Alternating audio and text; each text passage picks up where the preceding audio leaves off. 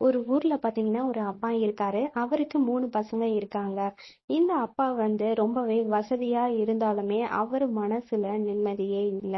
ஏன்னா அவருடைய 3 பசங்களுமே எப்பவுமே ஒத்துமையா இல்லாம சண்டை போட்டுக்கிட்டு தனித்தனியாவே வாழ்ந்து வந்தாங்க. இத நினைச்சு அந்த அப்பாவுக்கு ரொம்பவே கஷ்டமா இருந்துச்சு. நம்ம 3 பசங்களுமே இந்த மாதிரி ஒத்துமை இல்லாம இருக்காங்களே, நாளைக்கு நம்ம இல்லைன்னா அவங்க என்ன பண்ணுவாங்க தனித்தனியா இருந்து அப்படின்னு ரொம்ப வருத்தப்பட்டாரு. ஒரு நாள் அந்த அப்பா அந்த 3 பசங்களையும் கூப்பிட்டு, உங்களுக்கு ஒரு போட்டி இருக்கு. அதுல யாரு ஜெயிக்கிறீங்களோ அவங்களுக்கு பரிசு கண்டிப்பா உண்டுன்னு சொன்னாரு. இத கேட்டதும் பசங்க ரொம்பவே ஆர்வமா வந்தாங்க.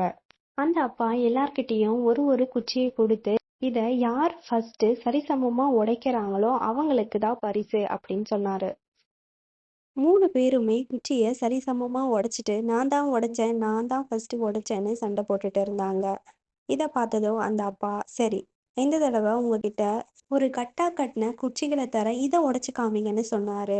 அந்த 3 பசங்களும் அதை உடைக்க முயற்சி செஞ்சாங்க. ஆனா அவங்களால உடைக்கவே முடியல. அப்பதான் அந்த அப்பா சொன்னாரு, இந்த குச்சிகளை போல நீங்க ஒற்றுமையா இருந்தா உங்களை யாராலையும் வெல்ல முடியாது. அதுவே தனித்தனியா இருந்தா உங்களை எளிதில் வென்றிடலாம்.